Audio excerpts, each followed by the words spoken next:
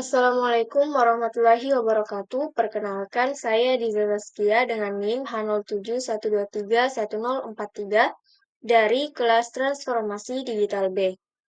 Pada kesempatan kali ini, saya akan mempresentasikan materi dari pertemuan 7 sampai pertemuan 10 untuk kelas Transformasi Digital. Jadi, latar belakangnya yaitu transformasi digital merupakan sebuah kebutuhan mendesak bagi perusahaan di era digital yang semakin berkembang pesat. Teknologi baru yang terus bermunculan membawa perubahan besar dalam cara organisasi bekerja, berinteraksi dengan pelanggan, serta dalam proses pengambilan keputusan bisnis. Di tengah kompetisi yang semakin ketat, perusahaan perlu bergerak cepat dan efisien agar tetap relevan dan mampu bersaing di pasar.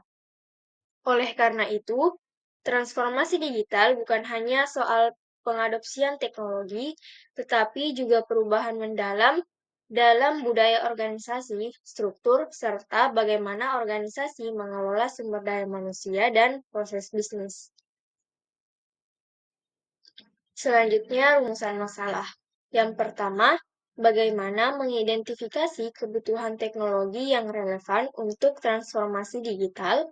Yang kedua, langkah apa saja yang diperlukan dalam merancang arsitektur sistem informasi.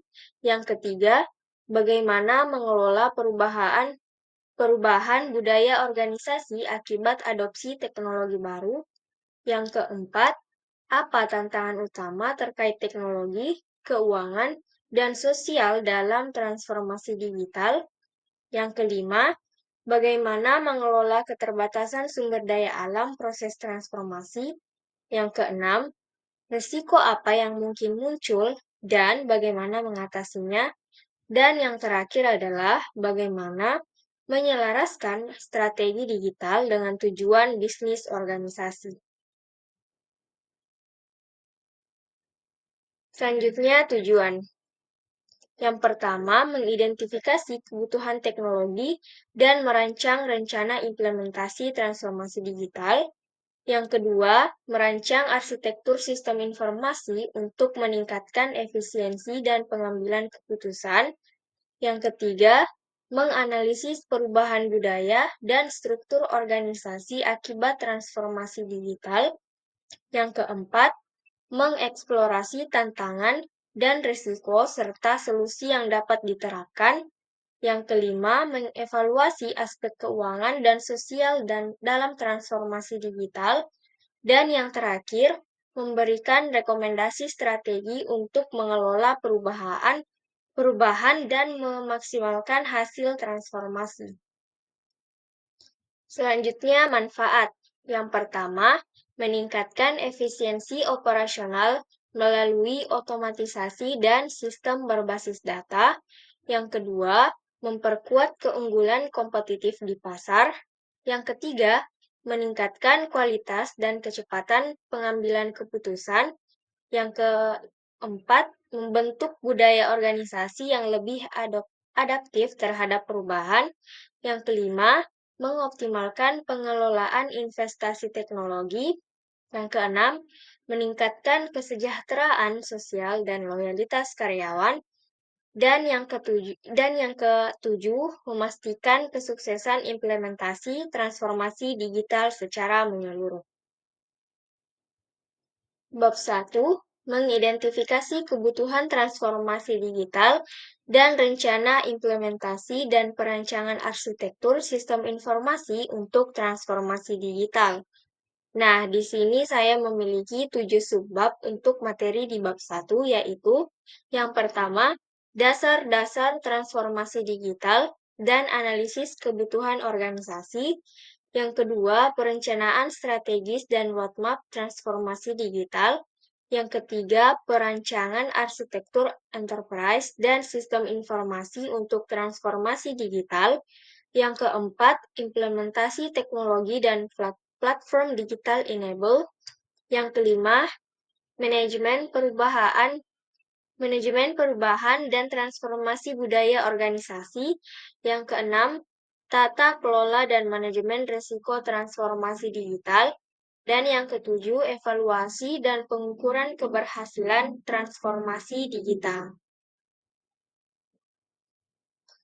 Yang pertama, dasar-dasar transformasi digital dan analisis kebutuhan organisasi. Jadi, transformasi digital ini merupakan proses integrasi teknologi digital ke dalam semua aspek bisnis yang secara fundamental mengubah cara operasi dan penyampaian nilai kepada pelanggan. Pemahaman yang mendalam tentang apa itu transformasi digital sangat penting sebelum melakukan implementasi. Konsep dan definisi transformasi digital. Transformasi digital bukan sekedar tentang mengadopsi teknologi baru, tetapi merupakan perubahan strategis yang melibatkan orang, proses, dan teknologi. Ini mencakup perubahan budaya yang memungkinkan organisasi untuk terus menantang status, bereksperimen, dan merasa nyaman dengan kegagalan. Transformasi digital harus dimulai dari perspektif strategis dan bukan hanya implementasi teknologi. Yang kedua, mengapa transformasi digital penting di era modern? Di era industri 4.0, transformasi digital menjadi keharusan bagi organisasi yang ingin tetap kompetitif. Pesatnya perkembangan teknologi, perubahan preferensi konsumen, dan tekanan persaingan global telah menciptakan lingkungan di mana organisasi harus beradaptasi atau tertinggal. Transformasi digital memungkinkan organisasi untuk merespon perubahan pasar dengan cepat, meningkatkan efisiensi operasional, dan menciptakan model bisnis baru yang inovatif. Yang ketiga, framework analisis kebutuhan transformasi digital. Untuk mengidentifikasi kebutuhan transformasi digital yang tepat, organisasi perlu menggunakan framework yang komprehensif. Yang keempat, metode pengumpulan data untuk analisis kebutuhan. Pengumpulan data yang efektif adalah kunci untuk analisis kebutuhan yang akurat. Yang pertama seperti wawancara dan focus group discussion. Wawancara mendalam dengan pemangku kepentingan kunci dan FGD dapat memberikan wawasan kualitatif yang berharga tentang masalah, kebutuhan, dan aspirasi terkait informasi digital. Yang kedua itu survei dan kuesioner. Survei terstruktur dapat membantu mengumpulkan data kuantitatif dari sejumlah besar responden untuk menilai kesiapan digital, kebutuhan, dan prioritas transformasi. Yang ketiga, observasi proses. Pengamatan langsung terhadap proses bisnis dapat mengungkapkan inefisiensi, kemacetan, dan peluang otomatisasi yang mungkin tidak teridentifikasi melalui metode lain. Yang terakhir, analisis dokumen. Tinjauan dokumentasi yang ada seperti SOP, diagram proses bisnis, dan laporan kinerja dapat memberikan pemahaman mendalam tentang operasi saat ini dan area yang membutuhkan perbaikan. Nah, selanjutnya teknik prioritas kebutuhan transformasi digital. Tidak semua kebutuhan transformasi digital dapat atau harus diatasi secara bersamaan. Prioritisasi yang efektif sangat penting. Yang pertama, matriks dampak upaya. Teknik ini membantu mengevaluasi kebutuhan berdasarkan dampak potensialnya terhadap bisnis dan upaya yang diperlukan untuk implementasi. Kebutuhan dengan dampak tinggi dan upaya rendah biasanya diprioritaskan. Yang kedua, model Kano untuk kepuasan pemangku kepentingan. Model Kano mengkategorikan kebutuhan menjadi fitur dasar, kinerja, dan kegembiraan, membantu organisasi untuk memprioritaskan berdasarkan nilai yang dirasakan oleh pemangku kepentingan. Dan yang ketiga, metode pembobotan dan penilaian. Teknik pembobotan multikriteria dapat digunakan untuk menilai dan memprioritaskan kebutuhan berdasarkan faktor-faktor seperti keselarasan, strategis, kelayakan teknis, biaya, dan pengembalian investasi. Yang kedua, perencanaan strategis dan roadmap transformasi digital. Perencanaan strategis merupakan landasan penting untuk transformasi digital yang sukses. Sebuah roadmap yang terperinci membantu organisasi menyelaraskan inisiatif digital dengan tujuan bisnis dan memastikan pelaksanaan yang terkoordinasi dan efektif.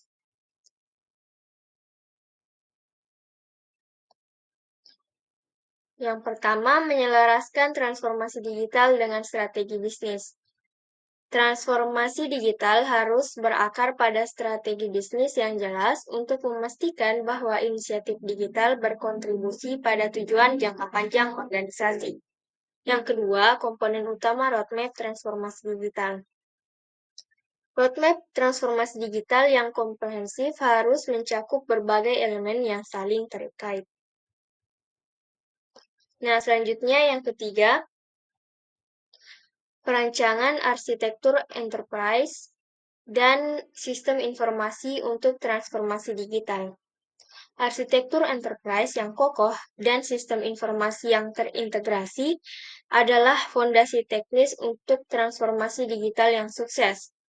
Mereka memastikan bahwa teknologi, aplikasi, dan infrastruktur organisasi dapat mendukung inisiatif transformasi digital secara efektif. Yang keempat, implementasi teknologi dan platform digital enabler. Implementasi teknologi dan platform digital yang tepat adalah kunci untuk mengaktifkan dan mendorong transformasi digital. Bab ini tuh membahas berbagai teknologi, strategi implementasi, dan praktik terbaik untuk memastikan adopsi yang sukses. Yang kelima, manajemen perubahan dan transformasi budaya organisasi. Transformasi digital bukan hanya tentang teknologi, tetapi juga tentang mengubah cara orang bekerja dan berinteraksi. Manajemen perubahan dan transformasi budaya yang efektif sangat penting untuk keberhasilan inisiatif transformasi digital. Yang keenam, tata kelola dan manajemen risiko transformasi digital. Tata kelola yang efektif dan manajemen risiko yang proaktif sangat penting untuk transformasi digital yang berhasil. Sebab ini tuh membahas kerangka kerja, struktur, dan praktik terbaik untuk mengelola kompleksitas dan risiko yang terkait dengan inisiatif transformasi digital. Nah, subbab terakhir untuk bab 1 ini yaitu evaluasi dan pengukuran keberhasilan transformasi digital. Mengukur dan mengevaluasi keberhasilan transformasi digital sangat penting untuk memastikan bahwa nilai bisnis yang diharapkan benar-benar tercapai, serta untuk mendorong perbaikan berkelanjutan. Transformasi digital bukan hanya soal adopsi teknologi, melainkan tentang menghasilkan dampak nyata terhadap kinerja dan daya saing organisasi. Oleh karena itu, diperlukan pendekatan yang sistematis dalam mengevaluasi inisiatif ini, dengan mengandalkan kerangka kerja yang terstruktur, metrik yang relevan, serta praktik terbaik dalam pengukuran. Selanjutnya, bab 2 yaitu memahami dan menganalisis aspek organisasi dalam perencanaan dan desain transformasi digital dan aspek keuangan dan sosial dalam transformasi digital. Di sini saya juga menampilkan 7 subbab untuk materi di bab 2 ini, yaitu yang pertama, fondasi transformasi digital dalam konteks organisasi modern, perencanaan strategis dan roadmap transformasi digital. Yang kedua, strategi perencanaan dan desain transformasi digital. Yang ketiga, implementasi dan pengukuran keberhasilan transformasi digital. Yang keempat, strategi implementasi transformasi digital. Yang kelima, tantangan dan resiko dalam transformasi digital. Yang keenam, studi kasus, keberhasilan dan kegagalan transformasi digital. Dan yang ketujuh, implikasi transformasi digital terhadap masa depan organisasi.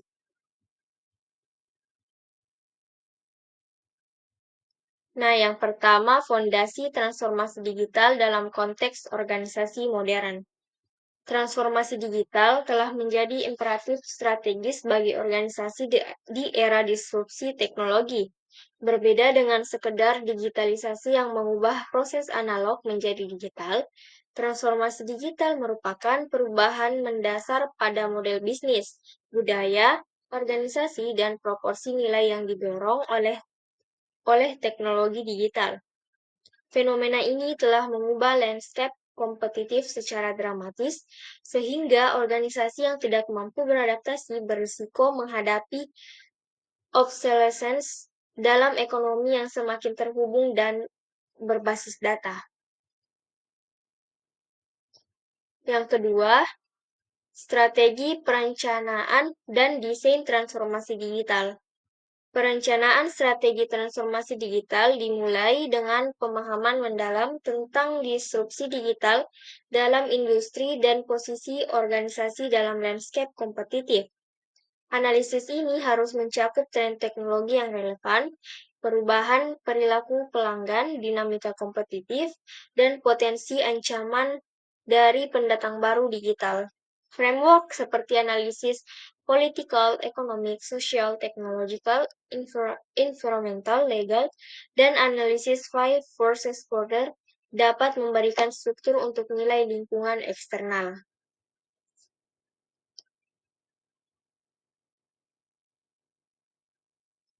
Yang ketiga, implementasi dan pengukuran keberhasilan transformasi digital.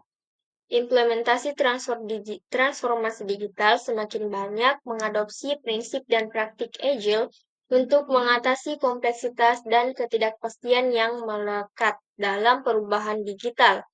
Berbeda dengan pendekatan waterfall tradisional, metodologi Agile menekankan pengembangan iteratif, pengiriman inkremental, dan adaptasi berkelanjutan. Ini memungkinkan organisasi untuk memulai dengan cepat, belajar dari pengalaman, dan menyesuaikan rencana berdasarkan umpan balik dan hasil yang sebenarnya. Strategi implementasi transformasi digital. Penyusunan roadmap digital adalah langkah penting dalam perjalanan transformasi digital suatu organisasi. Roadmap ini bukan sekedar rencana implementasi teknis, tetapi juga sebuah strategi yang merangkum seluruh perubahan dari aspek teknologi, budaya, hingga operasional yang akan terjadi. Penyusunan roadmap digital memerlukan pemahaman mendalam tentang visi dan tujuan organisasi, serta bagaimana teknologi dapat mendukung pencapaian tersebut. Yang kelima, tantangan dan risiko dalam transformasi digital. Transformasi digital bukanlah proses yang sederhana. Organisasi menghadapi berbagai tantangan dan risiko yang dapat mempengaruhi kelancaran dan kesuksesan inisiatif digital. Memahami tantangan-tantangan ini dapat dan merancang strategi untuk mengatasinya merupakan langkah penting untuk memastikan bahwa transformasi digital berjalan dengan baik dan memberikan manfaat yang optimal. Dalam sebab ini, kita akan mengidentifikasi beberapa tantangan utama yang dihadapi organisasi dan memberikan solusi yang dapat diterapkan untuk mengatasi hambatan-hambatan tersebut. Yang keenam, studi kasus keberhasilan dan kegagalan transformasi digital. Untuk keberhasilan, Netflix adalah contoh paling menonjol dari keberhasilan transformasi digital yang revolusioner dalam industri hiburan. Dimulai sebagai perusahaan penyewaan DVD melalui pos, Netflix mampu melihat potensi besar dalam perkembangan internet dan perubahan pola konsumsi media. Pada akhir 2000-an, Netflix mengambil keputusan besar untuk beralih dari model penyewaan fisik ke layanan streaming digital yang menawarkan kemudahan mengakses konten kapan saja dan di mana saja tanpa perlu keluar rumah. Selanjutnya untuk kegagalan. Salah satu contoh terbesarnya adalah Kodak. Pada tahun 1990-an, Kodak adalah pemimpin pasar dalam industri fotografi film, namun mereka gagal merespon perubahan yang dibawa oleh teknologi digitalisasi. Padahal, Kodak sebenarnya adalah salah satu pelopor dalam teknologi kamera digital, bahkan mereka adalah yang pertama mengembangkan kamera digital di akhir tahun 1970-an.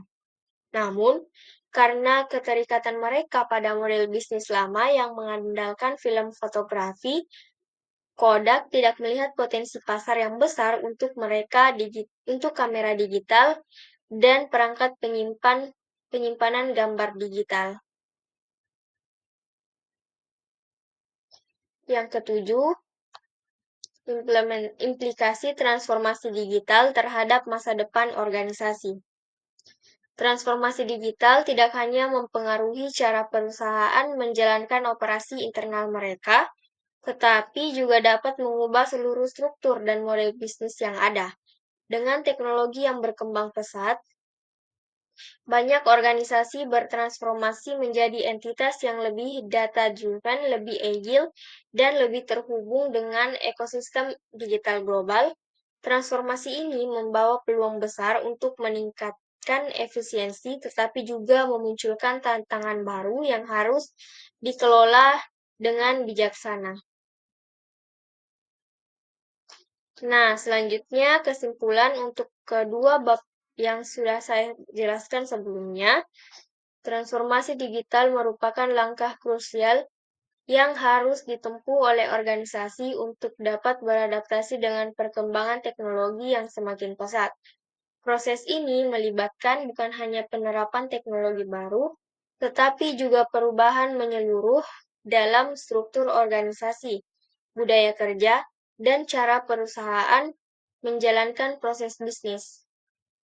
Oleh karena itu, penting bagi organisasi untuk mengidentifikasi kebutuhan teknologi yang relevan dan merancang arsitektur sistem informasi yang efektif. Transformasi digital yang sukses tidak hanya bergantung pada aspek teknologi semata, tetapi juga melibatkan aspek manajerial, keuangan, dan sosial yang harus diperhitungkan secara matang. Baik, itulah tadi presentasi mengenai materi transformasi digital pertemuan 7-10 yang dapat saya sampaikan.